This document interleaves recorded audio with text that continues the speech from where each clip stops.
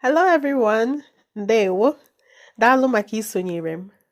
Thank you for joining me. So today we'll be looking at the names of household items in Igbo language. Okay, let's go into it. Igodo, Igodo, Oche, Oche, Igwe onyonyo, Igwe onyonyo, Okpokoro, Okpokoro, Akwa, Akwa, Igbe, Igbe, Akwa mgbochi, Akwa mgbochi,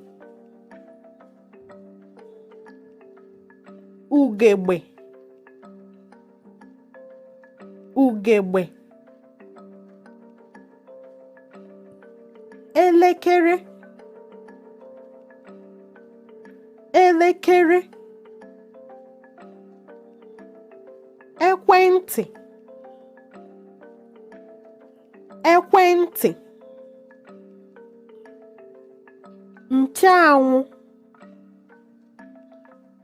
Ncheanwụ, Mbọ,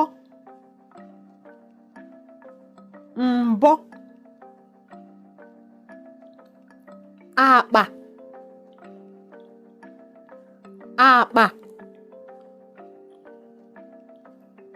Atụ bekee, Atụ bekee, Ncha, Ncha, Ogbo, Ogbo, Ekwu, Ekwu, Igwe njuoyi, Igwe njuoyi, Ikwe, Ikwe, Eku, Eku, Kalama, Kalama, Iko, Iko, Mkpa, Mkpa,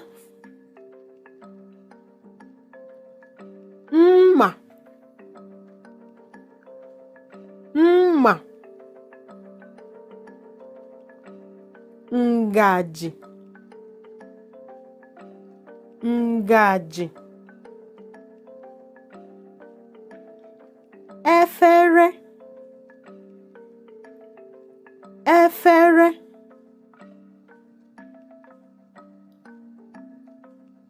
Ite, Ite, Nyo, Nyo, Nkata, Nkata, Azịza, Azịza, Akpụkpọ ụkwụ, Akpụkpọ ụkwụ. And with that, we've come to the end of the video. Remember to always practice. Practice by yourself and practice with native Igbo speakers as well. Remember to like, subscribe, and share. Que mesiano.